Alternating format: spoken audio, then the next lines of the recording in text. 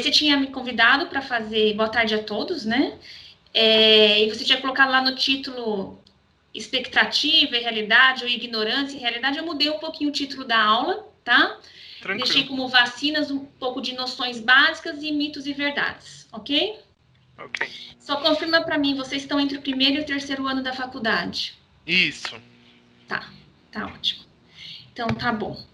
É difícil não falar um pouquinho do que a gente está vivendo agora. Então, nesse atual contexto, né, da pandemia de Covid, a fala desse um pesquisador norte-americano, ela está sendo divulgada bastante e ela é bem apropriada, né? Porque a gente vai falar um pouco de alguns grupos que são grupos anti-vacinas. E o que ele coloca, né? Para aqueles que queriam um mundo sem vacinas, esse é um mundo sem apenas uma vacina. Né? Tudo poderia ser diferente se a gente tivesse já uma vacina para o novo coronavírus. Muito bem. Só alguns dados antes, né? Então, um dado da Organização Mundial da Saúde é que a vacinação atualmente ela previne de 2 a 3 milhões de mortes por ano. E esse número poderia ser maior se a cobertura vacinal fosse mais homogênea no mundo, se ela fosse melhor. Dado do Ministério de Saúde aqui do Brasil. Por ano são aplicadas cerca de 300 milhões de doses de vacinas. O SUS disponibiliza cerca de 25 tipos e essas vacinas são administradas nos postos de saúde, são mais de 30 mil postos de saúde pelo Brasil. Então, não faltam vacinas e são vacinas gratuitas, né? Muito bem. Antes de falar um pouquinho de fatos, de mitos, eu vou falar de duas doenças que contam um pouquinho da história das vacinas e dá uma ideia para a gente de como a vacinação é importante. Então, a varíola é uma doença causada por um pox vírus, é um vírus da família pox vírus. Ela é descrita há milhares de anos. Há descrições em múmias, né, com cicatrizes compatíveis com essa doença. É uma doença infecciosa que pode ser potencialmente grave, uma doença febril. A pessoa que tem a varíola na sua forma chamada major tem lesões pela pele, são lesões pustulosas, são lesões que apresentam pus, e há diversas complicações, desde cegueira, infecção generalizada, manifestações hemorrágicas. A letalidade da varíola é em torno de 30%, e ela é considerada a doença infecciosa que mais causou mortes no mundo. Então, na década de 60, por exemplo, no ano de 1967, foram registrados 15 milhões de casos, tá? Só naquele ano. A vacina da varíola foi a primeira vacina a ser desenvolvida. Ela foi descoberta em 1796 por esse médico britânico, que está aqui a fotinha dele, Edward Jenner. Como que ele descobriu a vacina, né? Então, ele usou o que a gente chama que são os princípios da imunização. Ele observou que as pessoas, então que existe a varíola humana e a varíola na vaca, né, nos bovinos. Ele observou que as pessoas que ordenhavam as vacas não apresentavam varíola ou não apresentavam sua forma mais grave. Então, o que ele fez? Ele escarificou uma lesão de varíola, né, pegou o produto dessa escarificação e injetou no menino de 8 anos. Tá? Então, foi um experimento que ele fez. Ele observou que o menino apresentou febre alguns dias depois, mas esse menino não desenvolveu a varíola naquela forma mais grave, com as lesões disseminadas. Cerca de 200 anos depois, a varíola foi erradicada graças à vacina. Então, ao longo dos anos, a Organização Mundial de Saúde realizou várias campanhas. Uma campanha que foi bem importante foi essa de 1967, porque a vacinação passou a ser em massa, né? O que é isso? Foi desenvolvida uma pistola que possibilitou que a vacinação fosse de forma mais rápida e seguida, tá? Então, muitos países usaram essa vacinação em toda a sua população, inclusive no Brasil. Tem aqui uma foto de crianças sendo vacinadas. Aqui tem a pistola. Essa foto do meio é uma foto no Brasil, então você vê que a pessoa que foi aplicar a vacina foi no meio rural, na zona rural, aplicar indiscriminadamente para todos. O último caso de varíola foi em 77, na Somália, que foi considerado um caso de infecção natural. Em 78, teve um caso de uma mulher em Londres que ela se contaminou com amostras de laboratório, tá? Então, mas foi o último caso, então, registrado. E a partir desse fato, até a Organização Mundial da Saúde proibiu que os laboratórios contivessem amostras de varíola, né, nos laboratórios. Apenas 2 laboratórios ficaram com amostras para fim de pesquisa, um nos Estados Unidos e um na Rússia. Em 80, então depois do último caso, em 78, em 80, a Organização Mundial da Saúde declarou a erradicação da varíola no mundo, tá? Não foram mais registrados casos até hoje. Então, nós dizemos que a varíola foi totalmente erradicada e graças à vacinação. E quais as características da vacinação, né? É uma vacina de baixo custo, ela possibilitou cobertura vacinal alta, principalmente pelo uso dessa pistola, ela deixou de ter a necessidade de refrigeração, né? E ela realmente protegia as pessoas, então uma imunização efetiva. Vocês provavelmente nunca verão varíola. Eu obviamente, também nunca vi. Poliomielite, tá? A poliomielite, também conhecida como pólio ou paralisia infantil, é uma doença causada pelo poliovírus, que é um enterovírus. É um vírus que se replica no nosso trato gastrointestinal. É uma doença que afeta principalmente crianças menores que 5 anos. E esse vírus, embora ele se multiplique no intestino, ele tem a capacidade de invadir o sistema nervoso central e, em alguns casos, causar uma paralisia irreversível, tanto de musculatura, né, de membros, como também a musculatura respiratória, tá? Segundo dados da Organização Pan-Americana, em 1988 eram registrados 350 mil casos, esse número caiu para 29 casos registrados no ano de 2018, isso no mundo, tá? O Brasil, o último caso registrado aqui foi em 89, no estado da Paraíba. O Brasil recebeu da Organização Mundial da Saúde um certificado de eliminação da poliomielite em 94. E como que foi essa eliminação? Graças à vacinação, foi essa estratégia. A vacina da poliomielite é conhecida como VOP, vacina oral da poliomielite. Ela confere imunidade individual, ou seja, para a pessoa que está recebendo a vacina, e em rebanho. O que é essa imunidade em rebanho? É imunidade coletiva ou em grupo. Então, a vacina beneficia não só o indivíduo, mas também as pessoas que convivem com ele, que têm contato com ele, né? Porque se ele está imune e não pega a doença, ele não vai transmitir para os outros. E, além disso, a vacina da poliomielite oral, a criança, né, quando recebe, ela elimina o vírus vacinal nas fezes por algumas semanas. E essa eliminação de vírus nas fezes pode também imunizar quem está ao redor dela, né, quem convive com essa criança. Então, aqui mostra essas barras em azul, mostram os casos aqui no Brasil. Em 1980, exatamente, começa a campanha nacional de vacinação. A gente vê que depois da campanha ainda ocorrem alguns casos, há uma epidemia no Nordeste em 86, mas o último caso aqui notificado em 89. Então, nós estamos há mais de 30 anos sem casos de poliomielite. Aqui, eu não sei se vocês já viram, foto de crianças e de um adulto com sequelas da polio, né? Então, é uma paralisia flácida, geralmente assimétrica, né? Que leva, então, a sequelas. E aqui, a gente anda falando muito de ventiladores, certamente vocês andam ouvindo na mídia, da importância de ventiladores para os casos de coronavírus. Aqui é uma UTI, essa foto em preto e branco, da década de 50. Os ventiladores da época, eles funcionavam com pressão negativa, diferente de hoje, que é com pressão positiva. Então, eram chamados de pulmões de aço, eles envolviam todo o corpo da criança, deixando só a cabeça da criança para trás. E o uso desse tipo de respirador diminuiu muito a mortalidade da poliomielite na década de 50 e 60.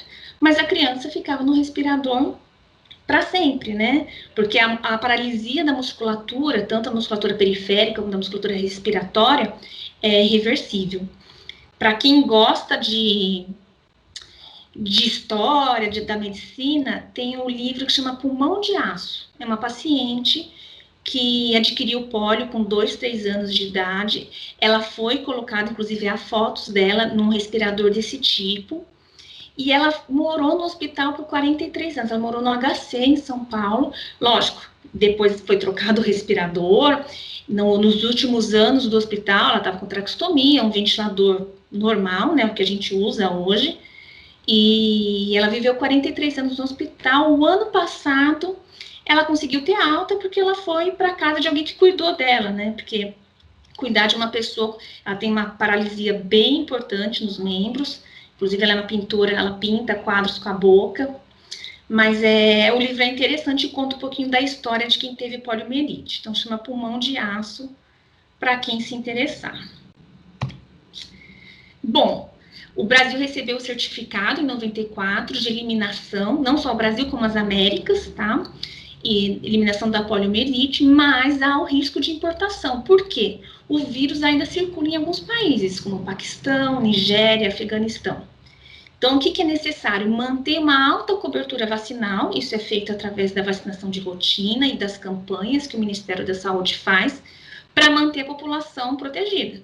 Porque se o nível, né, o nível de proteção cair, a gente recebe estrangeiros, as pessoas viajam muito hoje em dia, há a possibilidade da poliomielite voltar a circular aqui no Brasil. A vacina da polio, são 2 tipos, a VOP, que eu falei, que é a oral, e ela contém o vírus atenuado, ou seja, o vírus enfraquecido. Qual que é a vantagem? Como ela é oral, ela é muito utilizada para campanha, lá a campanha do Zé Gotinha, né? Ela confere a imunidade em rebanho, como eu já disse, que há uma excreção nas fezes do vírus vacinal. A desvantagem é que há uma chance, é rara, acontece de 1 para cada 1 milhão na primeira dose de vacina, na segunda e na terceira é 1 para cada 4 milhões de vacina, mas há essa chance da polio causada pelo vírus vacinal. Como o vírus é atenuado, ainda tem vírus ali na vacina, né? Existem casos, então, de uma paralisia flácida pós-vacina. Muito raro, mas existe essa possibilidade. Temos a vacina também, a VIP, que é a vacina inativada da poliomielite. Ela é dada injetável via intramuscular e a grande vantagem é que não há o risco, como o vírus não tem vírus vivo na vacina, não há o risco de poliomielite pela vacina. Como que é o calendário do SUS, então, hoje? O SUS disponibiliza para as crianças aos 2, aos 4 e aos 6 meses a vacina inativada. Nessa primeira dose seria o maior risco de ter, então, a polio causada pela vacina oral, então é dada a vacina inativada. E a vacina oral, a VOP, ela é usada nos reforços, a criança recebe reforços entre 4 e 5 anos, e nessas campanhas anuais, que tem o dia D, que são muito importantes para manter a cobertura vacinal alta, né, adequada aqui no país. Bom, o que são vacinas? Vacinas são preparações biológicas, tá, que contêm antígenos. Esses antígenos vão ser reconhecidos pelo nosso sistema imune, tá, eles vão ativar o nosso sistema imune. O sistema imune, então, vai produzir anticorpos. E a ativação é um complexo, né? É um sistema complexo da ativação de células de memória. Essas células de memória, elas vão produzir anticorpos de forma rápida numa segunda exposição. Então, a gente recebe a vacina, nossos linfócitos B e T produzem anticorpos e a ativação dessas células de memória. Se a gente se expõe a essa doença, da qual a gente recebeu a vacina, de forma rápida, esses linfócitos, células de memória, irão produzir anticorpos para combater essa doença, esse micro-organismo, vírus ou bactéria, tá certo? De forma geral, a gente divide as vacinas conforme a composição. A vacina que tem o antígeno inativado, então morto, às vezes tem partículas, capsídeo, polissacarídeo, tem partes do micro-organismo. E aquelas vacinas que contêm o vírus vivo, mas atenuado, que é o caso que eu falei da vacina oral da poliomielite, da BCG, da tríplice viral, sarampo, cachumba e rubéola, da vacina de varicela, do rotavírus, da vacina de rotavírus, febre amarela, herpes zoster e dengue.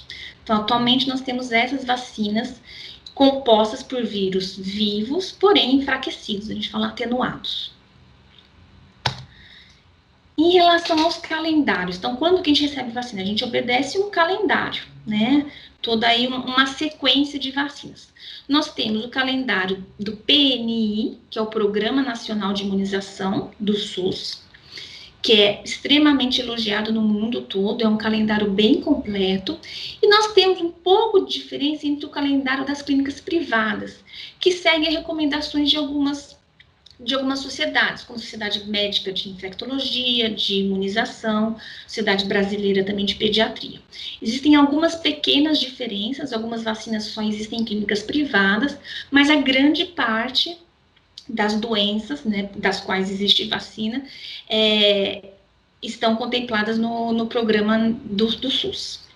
Além disso, além de ter essa diferença da clínica privada e do SUS, os calendários também são divididos conforme a faixa etária, né? E conforme algumas condições, principalmente gestação, né? A idade aqui em relação à faixa etária, ocupacional. Então, nós profissionais de saúde podemos ter algumas especificações de algumas vacinas que a população geral não precise, tá?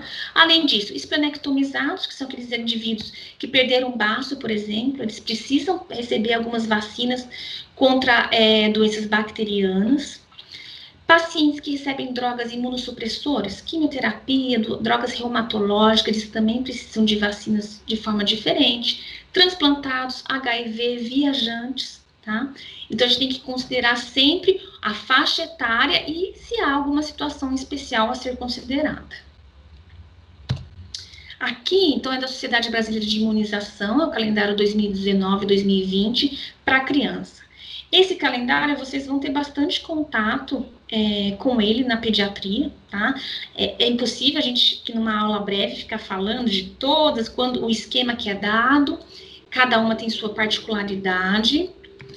Essa aqui é uma carteirinha de uma vacina, carteirinha de vacina de uma criança de 5 anos hoje. Então, olha como uma criança de 5 anos já recebeu bastante imunização, né? Essa carteirinha aqui tá totalmente completa. Eu optei, né, para falar um pouco do calendário da idade que vocês estão. Eu acho que ficaria mais interessante para vocês. Então, existe o calendário do adulto, de 20 a 59 anos, e para a população geral. Então, é um adulto sem ter HIV, um adulto que não é transplantado, sem alguma condição especial. Daí, vou falar de algumas vacinas desse calendário, certo? Tudo bem, Marco? Tudo certo, doutora. Tudo bem? Então tá bom. Se quiser Doutora, que fale. eu acho que tá aparecendo uma janelinha do Skype nos slides. Tá mesmo. E como que eu faço para É, tirar isso? Vamos acho ver. que é só apertar ali no X em cima. Só tirar. Ah, Perfeito. Vocês não devem ter visto alguma foto. Tem alguma foto que escapou?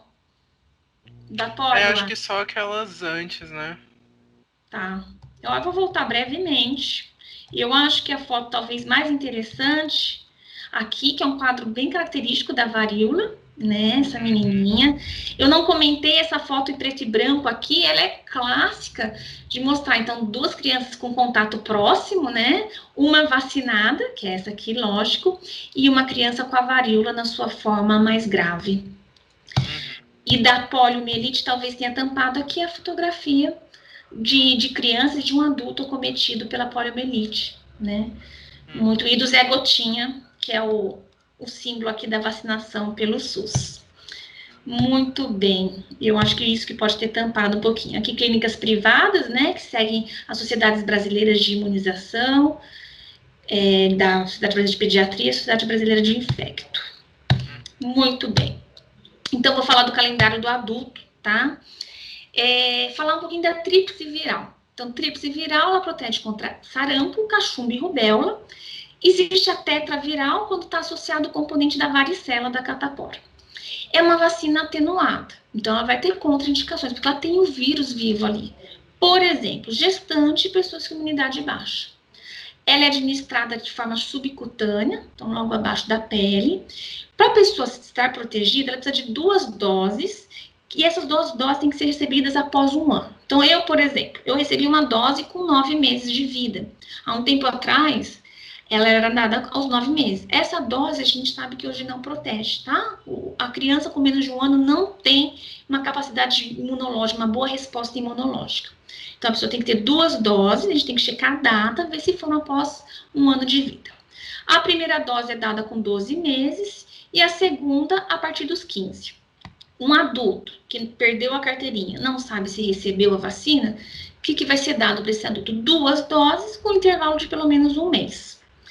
Pelo SUS, Os adultos até 29 anos recebem essas 2 doses, já o adulto acima de 30 anos, uma dose é considerada suficiente, tá? Em alguns casos é dada uma terceira dose, por exemplo, quando há surtos, eu vou falar depois do surto que a gente teve o ano passado. O Brasil, então sarampo, cachumba, rubéola. O Brasil recebeu o certificado de eliminação de rubéola em 2015, e o Brasil, assim como toda a América, recebeu o certificado de eliminação do sarampo em 2016. Mas o que aconteceu? 2017, 2018, 2019, surtos de sarampo em diversos países, inclusive aqui no Brasil, tá? Por quê? A gente vai ver que foi por queda da vacinação. Então, embora haja uma vacina segura, uma vacina que é custo-efetiva, em 2017 ocorreram 110 mortes por sarampo. Então, imaginar que uma doença que estava eliminada nas Américas, em pouco tempo já muda todo o cenário. O que é o sarampo? É uma doença exantemática, causa exantema, mancha na pele, tá? Febril, com risco de várias complicações, principalmente complicações bacterianas, pneumonia, otite, meningoencefalite. Então, é uma doença, o vírus da sarampo, ele imunossuprime, ele diminui a imunidade do indivíduo que está doente. Além disso, o sarampo é altamente contagioso. Uma comparação, né, a gente fala de gripe, do coronavírus, uma pessoa transmite para cerca de 3, né, isso, o conhecimento está mudando bastante, mas cerca de 3. O sarampo, uma pessoa que esteja doente pode transmitir para até 17 indivíduos, então é muito contagioso. E o que aconteceu com o sarampo foi isso. Então, esse gráfico ele esquematiza aqui o que aconteceu.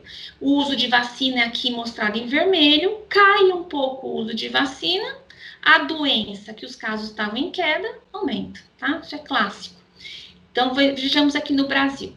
A meta do Ministério da Saúde era vacinar 95% da população-alvo, da população que precisa ser vacinada. Em 2017, essa cobertura foi 70%. Tá? Então, em 2019, nós tivemos um surto de sarampo. Aqui são os dados aqui de São Paulo. O que vocês veem aqui? Nós tivemos, então, em 2019, 15 mil casos, alguns evoluindo com óbito, principalmente quem morreu não tinha antecedente de vacina, tá? Porque algumas pessoas vacinadas podem ter um quadro mais leve de sarampo, tá? Mas aquela pessoa que tem um quadro mais exuberante, mais grave, geralmente é uma pessoa sem nenhum histórico de vacinação. E aqui mostra a faixa etária mais acometida. Veja bem, essas três barras, de 15 a 19, de 20 a 24, vocês devem estar mais ou menos aqui, e 25 a 29. Então, jovem, tá? Jovem que não recebeu vacina na infância, ou que esqueceu de se vacinar, a gente sabe que a população jovem se vacina menos, né? Muita gente ignorou a vacina, a gente vai falar de algumas causas. E da gente vê essa notícia, né? Então, no passado, teve a primeira morte de sarampo depois de praticamente 20 anos. Quais foram as medidas tomadas diante do surto? Vacinação de bloqueio. O que significa vacinação de bloqueio? Então, assim, alguém na minha casa teve sarampo, todas as pessoas que têm contatos, familiares, né, vizinhos, quem estuda junto na mesma sala, recebe uma vacina, mesmo que já esteja com esquema vacinal em dia, com aquelas 2 doses. É uma dose adicional, a gente chama de vacinação de bloqueio. Indiscriminadamente, lógico, considerando que para quem está grávida, para quem tem alguma contraindicação, não é dada. Mas a gente dá a vacina para todos os contatos daquele doente, se possível, tá? Mesmo que a pessoa já tenha 2 registros na carteirinha. Outra coisa, que foi antecipada a vacinação para crianças. Então, eu falei que a criança recebe a primeira dose aos 12 meses e depois com 15. O governo antecipou, vamos dar a primeira dose aos 6 meses. Mesmo ela não sendo tão efetiva. Por quê? Porque a criança tem maior mortalidade pelo sarampo. Tá? Então, eles anteciparam de 1 ano para 6 meses. Essa dose foi considerada dose zero, ou seja, quando chegar 1 ano, a pessoa vai ter que tomar de novo. Quando chegar aos 15 meses, ela toma de novo. Tá? Mas é para garantir a proteção das crianças. Também foi feito dose de reforço na população de risco. Então, algumas cidades, São Paulo, Osasco, Guarulhos, deram uma terceira dose para aqueles jovens até 29 anos, tá? Porque é a população que foi mais acometida pelo surto. Além disso, várias campanhas, né? Foi feito o dia D de sarampo, vacinação com posto aberto aos sábados, vacinação em metrô e campanhas de conscientização, né? Aquele vacinar para não voltar.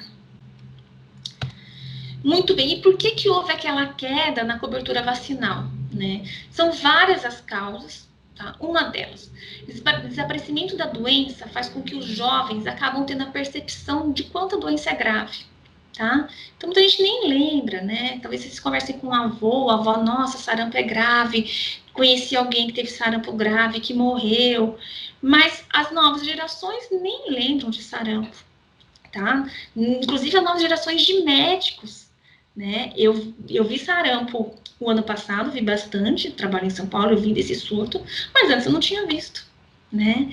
Então, as novas gerações acabam esquecendo da gravidade da doença. Outra justificativa, outra explicação, pode ser um pouco de dificuldade de acesso. Embora a vacina seja gratuita, existam mais de 30 mil UBS espalhadas pelo Brasil, a gente sabe que algumas pessoas têm dificuldade aos serviços de saúde, o horário limitado, geralmente as salas de vacina nos postos de saúde funcionam até às 16 horas. Tá? Então, isso poderia justificar um pouco as pessoas não terem tempo para se vacinar. Falta de confiança, geralmente relacionada a fake news, né? Motivos religiosos a gente vê também com frequência. E, de forma geral, esses crescentes movimentos anti-vacinas, que se espalham pelas redes sociais, tá? É muito frequente, eu já atendi vários pacientes que não vacinam meu filho, não tomo vacina, é um absurdo, vai fazer mal, tá? Inclusive, recentemente, a Organização Mundial da Saúde incluiu esses movimentos anti-vacinas dentre os 10 maiores riscos da saúde global, tá? Eles são crescentes, e se espalham de forma muito rápida, principalmente através de rede social. Então, quais são alguns mitos, algumas fake news, né, que acontecem? Então, tem gente que acha que pessoas que vivem em harmonia, que vivem com a natureza, têm pensamento positivo, praticam exercício físico, não precisa tomar vacina. Totalmente errado. Que as vacinas causam efeitos colaterais perigosos. Outro mito, né? As vacinas são só comercializadas depois de muito tempo de estudo, tá? Todas as vacinas são hoje consideradas extremamente seguras e a maioria dos EAs, né, dos eventos adversos, são leves, né? Dor no local, moderado, às vezes uma febrícula nas primeiras 24 horas, tá? Mas as vacinas são seguras. Outra ideia errada, quem é saudável não precisa vacinar. Não, pelo contrário, quem é saudável tem que vacinar para continuar saudável. Outro mito, pessoas com doenças crônicas não podem se vacinar. E pelo contrário, vocês estão vendo, né, coronavírus, quem que está tendo mais complicação? Idosos, hipertensos, diabéticos. Quem tem doença crônica precisa se proteger, tá? Porque se ele adquirir a doença, ele tem mais chance de ter um desfecho ruim, tá? Não há outra fake news, que não há evidências de que as vacinas sejam seguras e eficazes. Mentira, tá? As vacinas passam por diversas fases de estudos, tá? Antes de serem comercializadas. E mesmo após comercializadas, por exemplo, se eu tenho um paciente que vai no meu consultório e conta que tomou uma vacina, depois ele teve uma mancha no corpo, ele teve febre, ele internou, eu sou obrigada a notificar para o Ministério da Saúde efeito colateral, evento adverso. Então, mesmo a vacina que é comercializada há 10, 20 anos ou mais, os eventos adversos são sempre, obrigatório que seja notificado. A gente sempre está sabendo de evento adverso de vacina, tá? Outro absurdo, que as vacinas são um instrumento de controle da indústria farmacêutica. Não, até porque muitas vacinas não são nem produzidas pela indústria farmacêutica. Nós temos laboratórios nacionais que produzem, Fiocruz, Butantan, tá? Então não está ligado à indústria, muitas não estão ligadas à indústria farmacêutica. Vacinas podem causar autismo. Essa é a fake news que mais circula, né? Vacina pode causar autismo em criança. Isso é fake news, isso é um mito. Eu vou contar a historinha de onde surgiu esse mito. Quando começou isso? Então, teve um médico britânico, em 1998, publicou um artigo numa revista de impacto, Lancet, E nesse estudo ele defendeu um vínculo entre essa vacina da tríplice viral, sarampo, cachumba e rubéola, e o autismo. Esse estudo causou um pânico na época, as pessoas pararam de se vacinar, principalmente na Europa, né? Só que depois vários estudos, tá? Diversos estudos comprovaram que esse vínculo não existe. Inclusive, foi checado que havia erro metodológico nesse artigo publicado por esse médico londrino, por esse médico britânico. E esse médico ele foi obrigado a se retratar na revista, confessando os erros metodológicos. Se acredita que houve até uma intenção mesmo em errar, tá? Ele perdeu a licença de trabalho, ele perdeu a sua licença de pesquisador e de médico, tá?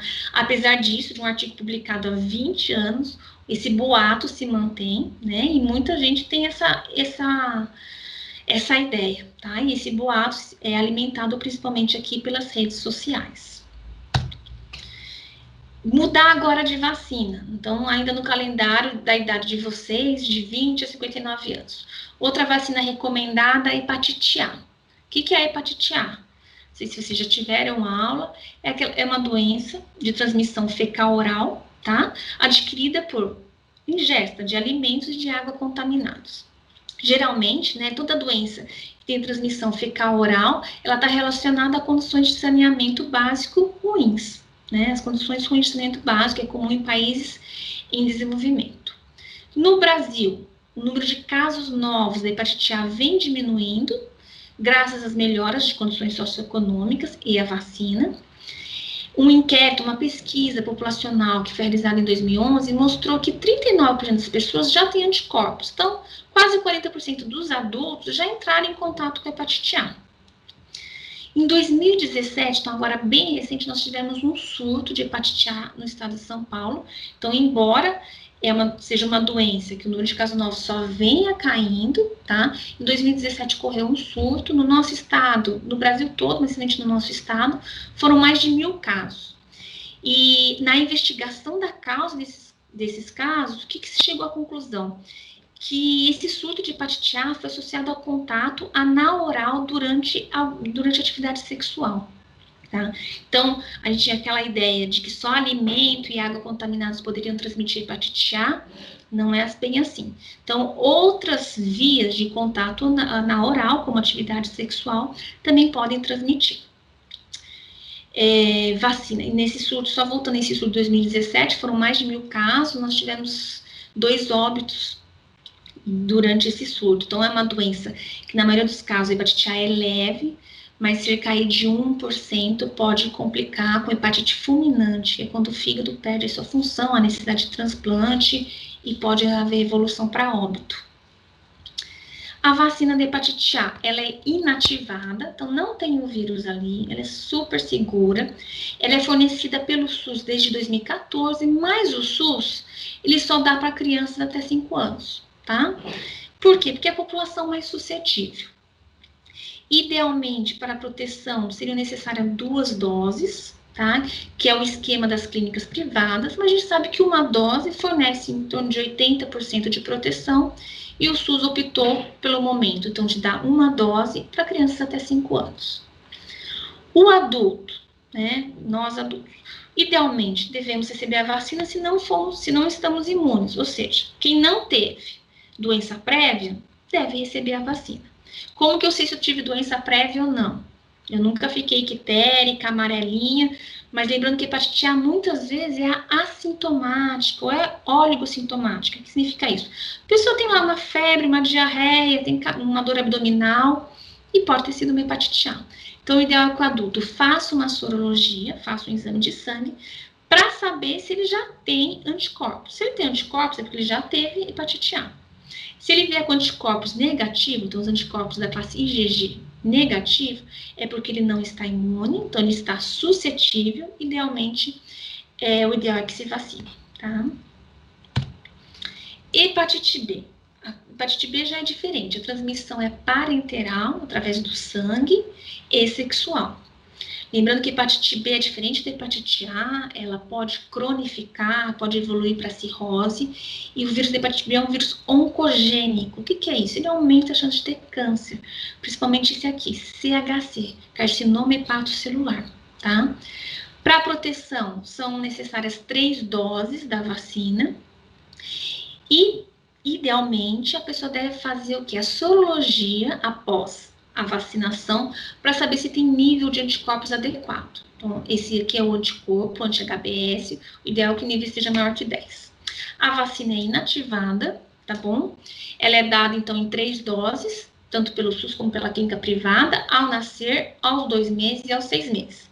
Quem nunca vacinou, então um adulto que nunca vacinou, vai tomar 3 doses com esse intervalo, tá? Em qualquer momento da vida. Muito importante vocês, né, que daqui a pouco vão começar internato, vocês checarem se estão vacinados. O ideal é colher o anti-HBS, porque se o anti-HBS tiver menor que 10, vocês podem não estar protegidos, tá bom? Então, tem que repetir o esquema vacinal. Muito importante fazer isso antes de entrar em contato com o serviço de saúde, antes de começar o internato, começar atendimento em posto, tá? Muito importante mesmo. Um profissional de saúde que receba 3 doses e não fique imune, ele recebe mais 3 doses. Se receber mais 3 doses e ainda assim o anti-HBS ficar baixo, então ele não se imunizou, ele não ficou protegido. Ele tem que saber disso. Porque se houver uma exposição de risco, por exemplo, um corte com bisturi de um paciente com hepatite B, né, um respingo de sangue em mucosa, esse profissional ele vai receber imunoglobulina. O que seria a imunoglobulina? Imunoglobulina é quando o profissional recebe os anticorpos já prontos. Então, aquela pessoa que foi vacinada, a vacina ela é efetiva, mas cerca aí de 5, 10% das pessoas não ficam protegidas, mesmo após 3 doses. Então, a pessoa repete esse esquema de 3 doses, se mesmo assim ela não tiver anti-HBS, e ela tiver uma exposição com sangue de um paciente com hepatite B ou com suspeita de hepatite B, tá? Ela vai ter que receber imunoglobulina, tá bom? Então, é importante que a gente saiba a nossa situação, nosso status imunológico. Outra vacina, HPV, tá? Então, HPV é um vírus de transmissão sexual. Ele é responsável, então, pelo aparecimento de verrugas, tá? Principalmente verrugas genitais, como aqui está mostrado na foto. Está associado, tá? Também é um vírus oncogênico, que leva a transformações ali no epitélio, tanto o epitélio da vagina, como do pênis, da região anal, e ele pode levar a lesões pré-cancerosas e lesões cancerosas. A vacina de HPV é inativada, não tem o vírus vivo ali. Ela pode proteger contra 4 tipos de HPV, ser quadrivalente ou ser bivalente. Lógico que a quadrivalente é melhor. Quantos tipos de HPV existem? Vários, dezenas de tipos. Mas os tipos mais frequentes são esses, o 6 e o 11, e os tipos mais oncogênicos são esses, o 16 e o 18. Então, a vacina quadrivalente ela é preferida à bivalente. Essa vacina quadrivalente ela pode ser usada para mulheres de 9 a 45 anos e para homens de 9 aos 26. Nós temos estudo para essa faixa etária, por isso que ela é licenciada para essa faixa etária. Como que é dada? Em 3 doses, 0, que é a dose 0, uma depois de 1 mês e a outra após 6 meses da primeira. Pelo SUS, são dadas 2 doses apenas, porque existem alguns estudos que mostram que 2 doses podem ser suficientes, tá? Quem que consegue receber pelo SUS? Quem que é contemplado pelo SUS? Meninas de 9 a 14 e meninos de 11 a 14. Por que essa diferença? O SUS, quando começa uma vacinação, né, quando incorpora uma vacina no seu calendário, ele vai ampliando as faixas etárias aos poucos, tá? Então, o objetivo nos próximos anos é ampliar essa faixa etária de menino também para 9. Por que 9? Porque é antes da criança, né, do menino ou da menina, iniciar a vida sexual, tá? Então, idealmente, essa vacina deve ser dada antes do início da vida sexual do menino ou da menina. Existe benefício quando é dada depois? Sim, existe benefício também, mas o ideal é que ela seja dada antes, tá? Pelo SUS, também consegue receber pacientes com HIV, pacientes oncológicos e transplantados que estejam nessa faixa etária de 9 a 26. O que essa vacina traz de benefício? Ela diminui né, a incidência, o número de casos novos de verrugas genitais, como mostrado aqui, e de câncer. Então, é uma vacina que protege contra câncer. Veja bem como ela é importante.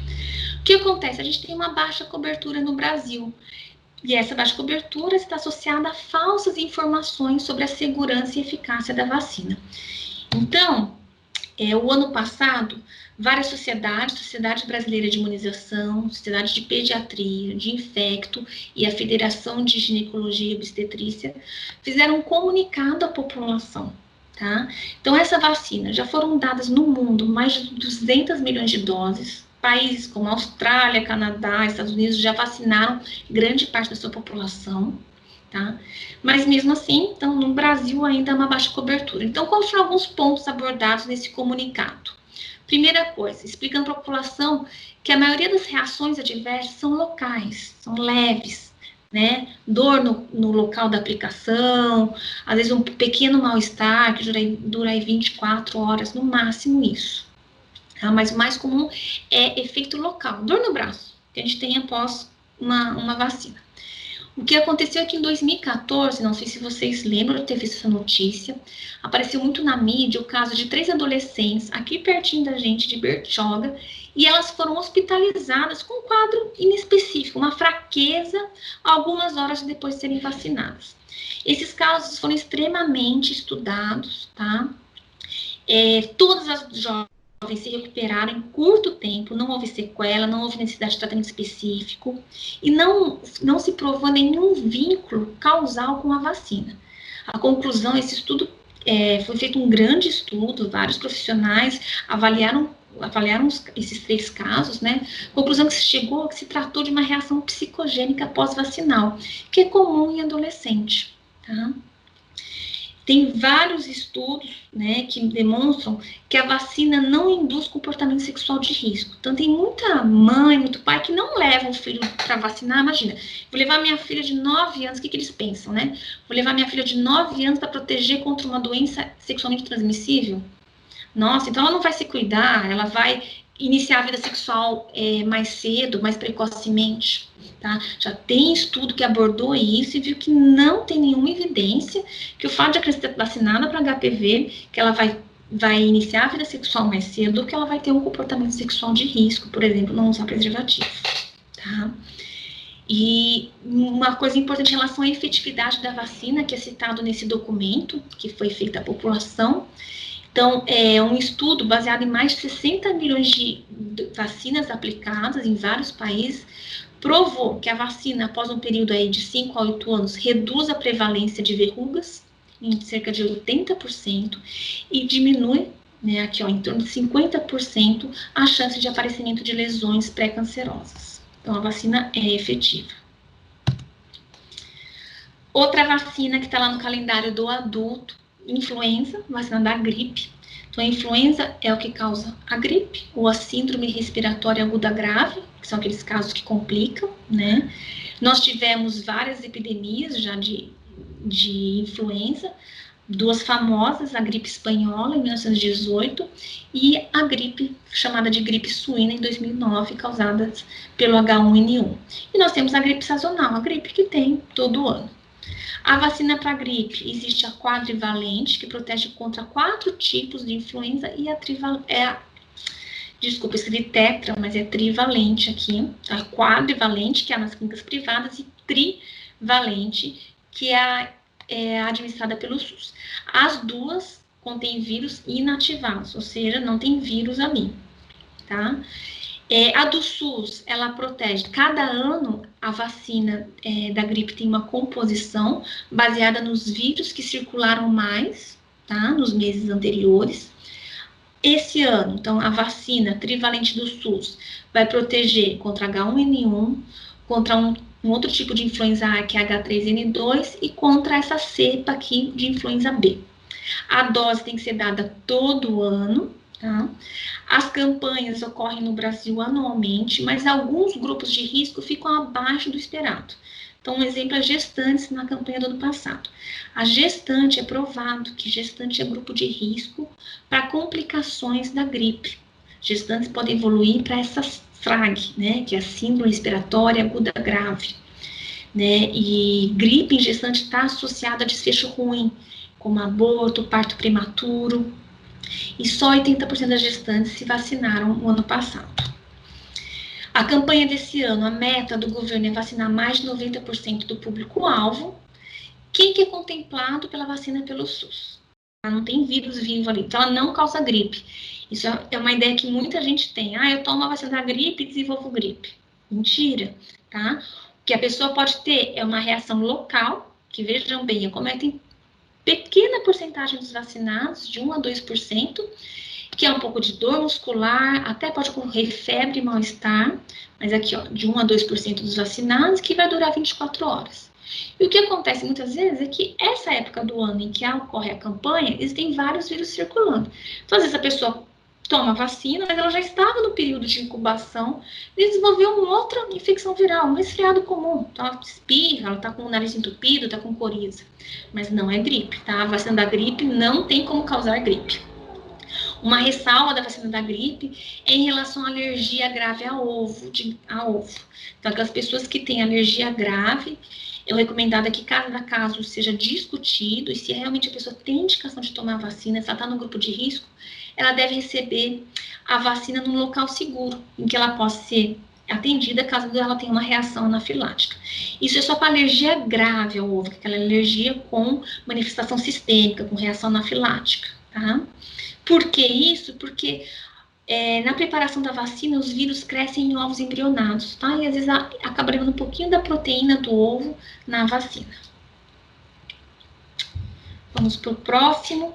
Então, eu falei basicamente aqui no calendário, né, da idade de vocês, aqui no calendário do adulto, da tríplice viral, das hepatites A e B, HPV e da influenza.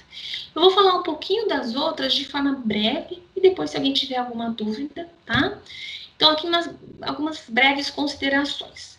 Tríplice bacteriana protege contra a difteria, tétano e coqueluche, tá? Geralmente, o esquema são 3 doses, que é dado na criança, e um reforço a cada 10 anos. Muito comum os jovens esquecer desse reforço. Então, o reforço é feito aos 15, porque a criança recebe 3 doses, daí tem um reforço aos 5 anos, depois seria aos 15 e aos 25. Vocês estejam, talvez, aí na hora de receber o reforço dos 25 anos. Tá? Então, é importante. É uma vacina dada pelo SUS para todos, independente de idade, independente de qualquer situação. Então, é importante checar se vocês estão vacinados contra a tríplice bacteriana. Vacina de vírus não, desculpa, é bacteriana, é inativado. A vacina da varicela, da catapora, ela é indicada para quem não é imune, ou seja, para quem nunca teve catapora. Ela é administrada com 2 doses, com intervalo de 1 a 2 meses. Pelo SUS, ela também é dada, só que o SUS administra para criança até 4 anos. Então, se uma pessoa com mais de 4 anos e deseja ficar protegido contra a catapora, o ideal é que tome a vacina, tá bom? Lembrar que é uma vacina de vírus vivo, então tem aquelas contraindicações, grávida, pessoas com imunidade baixa, e o ideal até antes é saber se já teve a catapora, tá? Como que a gente sabe se já teve catapora? Pergunta para o pai, para a mãe. Catapora é muito característico. Não sabe, né? Teve um quadro estranho. Faz a sorologia. Então, tem como fazer a sorologia de catapora para saber se já tem anticorpos. Se já tem anticorpos, é porque já está imune. Já teve, não precisa da vacina. Meningites. Meningites são doenças realmente sérias, potencialmente graves. Então, nós temos as vacinas de meningo ACWY e AB. Para o adulto, de forma geral, a gente não dá, a gente dá conforme a situação epidemiológica, tá bom? Então, ela pode ser dada para criança, inclusive o SUS fornece a vacina para meningo C para crianças e adolescentes de forma gratuita. E essa vacina, a ACWY e a B, a gente vê cada caso, tá bom? Conforme a situação epidemiológica, se está ocorrendo algum surto, então um adulto pode tomar também, tá? Se quiser tomar também, pode tomar. Pode parte da população, não está tendo surto e a pessoa quer ficar protegida, só procurar uma clínica privada, tá bom? As duas vacinas, as vacinas de meningite, são compostas por partículas bacterianas, tá? Não tem nada, não tem bactéria viva ali. Febre amarela, fundamental, hoje ela está indicada em todo o território brasileiro. Nós tivemos, então, surto em 2017, 2018, durante 2018, né? Atualmente, uma dose é considerada protetora. Há alguns anos atrás, a gente fazia um reforço a cada 10 anos. Isso mudou. Hoje, uma dose é considerada protetora. Talvez seja reconsiderado isso, talvez precise de uma nova dose. E é importante que também todos estejam vacinados. Atenção, porque é uma vacina que tem o vírus vivo atenuado. Então, existem algumas contraindicações, como pessoas com imunossupressão, grávidas e idosos. Eu vou falar depois um pouquinho da vacina. As vacinas pneumocóccicas são aquelas que previnem contra a pneumonia bacteriana. Elas são recomendadas principalmente a partir dos 50 anos ou se a pessoa tem comorbidades. Então, por exemplo, uma pessoa que não tem mais o baço, tá? Tem uma asplenia ou porque foi um acidente, teve que tirar o baço, por algum problema, elas são especialmente indicadas nessa população, acima de 50 anos ou sem comorbidades. O SUS disponibiliza vacina pneumocócica para criança e para indivíduos que tenham essas indicações, tenham comorbidades, doenças crônicas. Vacina de herpes zoster, ela é indicada acima dos 50 anos, tá? Então não seria para a faixa etária de vocês, não está disponível no SUS, só em clínica particular. Vacina da dengue, ela é recomendada para soro positivo, que significa só para quem já teve dengue, tá? Então, a pessoa só pode tomar se ela tiver um exame comprovando que ela tem IgG positivo para dengue. E por que isso? Porque essa vacina, o objetivo dela é evitar, porque não sei se vocês têm esse conhecimento, mas geralmente o que a dengue hemorrágica, a dengue complicada, tem uma chance maior de ocorrer num segundo episódio de dengue. Então, a gente pode pegar dengue 4 vezes na vida. Na segunda vez que se tem dengue, é a maior chance de ter uma dengue complicada. E é nessa prevenção dessa complicação, no segunda infecção pela dengue, que a vacina atuaria, tá? Então, ela só pode ser dada para quem já teve dengue uma vez. A faixa etária permitida é de 9 a 45 anos. É uma vacina atenuada, então, de novo, tem certas contraindicações em pessoas com imunidade baixa, principalmente, e ela não está disponível pelo SUS. Por último, tudo bem, Marco? Tudo certo, doutor. Tá, eu vou só acabar aqui, tá bom? Ainda vou falar um pouquinho de alguns mitos, mas acho que tem mais 2 ou 3 slides só. Ah, tranquilo. Mitos e verdades. Algumas considerações gerais que eu acho que é importante saber. Muito bem, a vacina eu falei que ela tem um antígeno, ou enfraquecido, ou morto, né, ou inativado, mas ela também tem outras substâncias, outros produtos químicos ou biológicos, como água estéril, proteína, como eu disse que tem a proteína do ovo na vacina da gripe, tem que ter conservantes e estabilizantes, tá?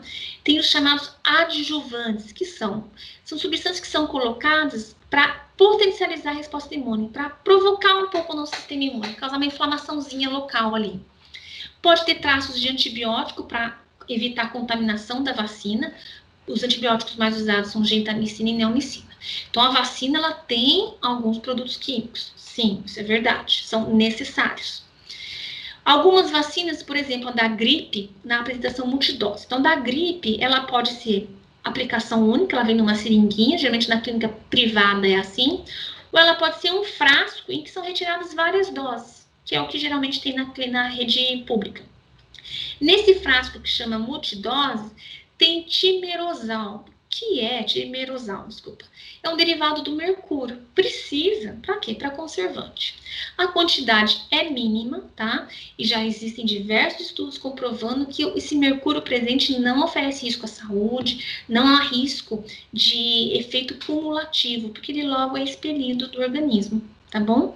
Inclusive, a quantidade é bem menor quantidade que tem num pedaço de peixe, por exemplo, tá?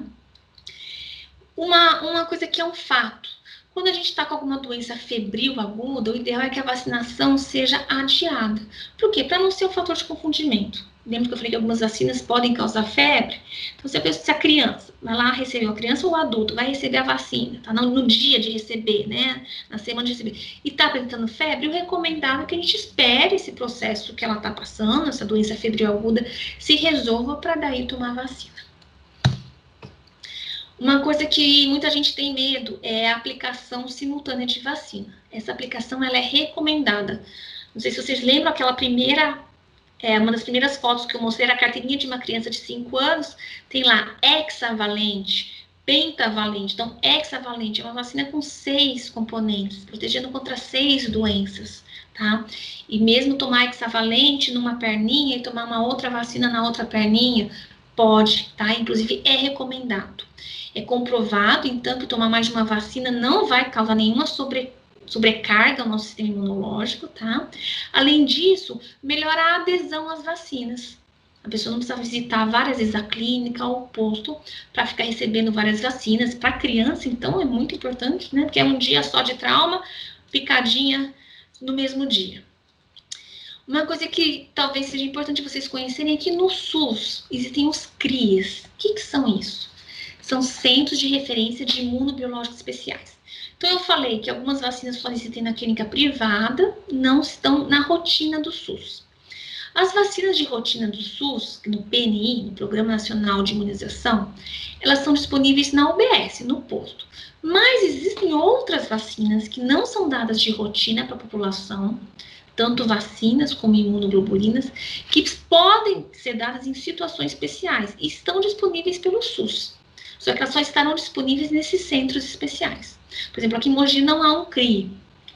Quando tem um paciente que morador de Mogi ou de alguma cidade em volta, que precisa de um CRI, a gente tem que mandar um pedido para a Secretaria de Saúde e a Secretaria de Saúde vai pegar, né, vai solicitar essa vacina especial, essa imunoglobulina, para um CRI mais próximo. Tá? O nosso CRI mais próximo aqui acaba sendo São Paulo do ABC. Vou dar um exemplo. Hepatite A, que eu falei que a vacinação de rotina pelo SUS é até 5 anos. O SUS dá para crianças, tá bom? Mas alguns pacientes devem tomar vacina. Quem que deve tomar? Quem quiser, né? Então, vocês, né, tá lá no calendário do jovem, do adulto, mas indivíduos que têm um HIV, que tem mais chance de complicação, que tem doença hepática crônica, tem cirrose, eles conseguem receber pelo SUS, basta uma solicitação médica, tá? Então, elas também estão disponíveis pelo SUS, fora dessa faixa etária de 5 anos. Basta ter uma justificativa e uma solicitação médica. Outro exemplo é a imunoglobulina. Então, eu falei, se você é um profissional de saúde que tomou vacina de hepatite B, mas não ficou protegido, você está naquele grupinho lá de 5% que a vacina não pega, né? A vacina não protege. Ou se você foi trabalhar, você vai trabalhar no hospital e nunca checou sua vacina antes, isso é totalmente não recomendado, né? Você não sabe se você vacinou, você nunca tomou vacina, você pode receber, então, imunoglobulina, que é aquela solução com anticorpos já prontos, tá? Caso haja algum risco, algum acidente, alguma exposição, né? Por exemplo, um acidente pérfuro-cortante dentro do hospital. Essa imunoglobulina é solicitada para esses centros, que são os CRIs. Imunossuprimidos, pessoas que têm imunidade baixa, como transplantados, pacientes em quimioterapia, com HIV e CD4 baixo, de forma geral, não devem receber vacinas, aquelas vacinas que têm vírus vivos atenuados, tá? Isso é verdade. Gestante e vacina, lembra que eu falei, né? No passado, 80% só das gestantes tomaram a vacina da gripe, que é super importante. Então, existe muito mito, né? Tem gente que acha que gestante não pode receber vacina. Gestante pode, deve receber vacina, tá? A única ressalva é que, embora não haja nenhuma comprovação de que as vacinas de vírus vivo possam causar dano no feto, por precaução, não se recomenda a vacina de vírus vivo, né, durante a gravidez. Uma exceção seria a febre amarela, se aquela gestante está vivendo numa região em surto, em alto risco. Então, se o risco de febre amarela for maior que qualquer risco de potencial efeito colateral da vacina, a gente vai avaliar caso a caso e, às vezes, a gestante acaba recebendo, sim, a vacina de febre amarela. Tá? Então, quando o risco de infecção é maior que um risco de um potencial evento adverso, que ainda não está documentado, né? A gente não tem estudo mostrando que realmente haja evento adverso. Quais são as principais vacinas indicadas na gestação? Hepatite B, se a grávida nunca tomou, da gripe, todo ano, já falei que a gripe complica mais em grávida, e a tríplice bacteriana, para adulto a gente dá essa diferente, que é a acelular, tem esse Azinho aqui. Por quê? Porque, principalmente, para proteger o recém-nascido contra a coqueluche. Então, a tríplice bacteriana, ela protege contra o tétano, difteria e o pertussis, que é a Bordetella pertussis, que causa coqueluche. E está provado que se a grávida ela toma um reforço na gestação, então o reforço seria a cada 10 anos, mas se ela está grávida, toda a gravidez dela tem que receber, porque aumenta o nível de anticorpos dela, ela passa os anticorpos do bebê e diminui a chance de o bebê ter coqueluche. Coqueluche é uma doença que tem uma alta mortalidade em recém-nascido em crianças. Tá? Então o objetivo aqui seria proteger o bebê. E por último, vacinas que tenham vírus vivos atenuados podem causar a doença pelo vírus vacinal. É muito raro, tá? Por exemplo, eu já falei da vacina oral da poliomielite e da febre amarela. Existe relato de doença viscerotrópica aguda. O que é isso? É quando o vírus vacinal causa doença, tá? Muito raro mesmo. Por isso que a gente contraindica em pessoas com imunidade baixa, em pessoas que tem algum problema de saúde, que esteja em algum tratamento com imunossupressor, por exemplo. E em relação à febre amarela, também uma cautela às vezes em idosos, a gente tem que avaliar caso a caso. Então, algumas vacinas exigem uma avaliação individual de alguns grupos, tá? Muito bem, é isso. Se alguém tiver alguma dúvida e quiser perguntar agora, aqui também está meu e-mail.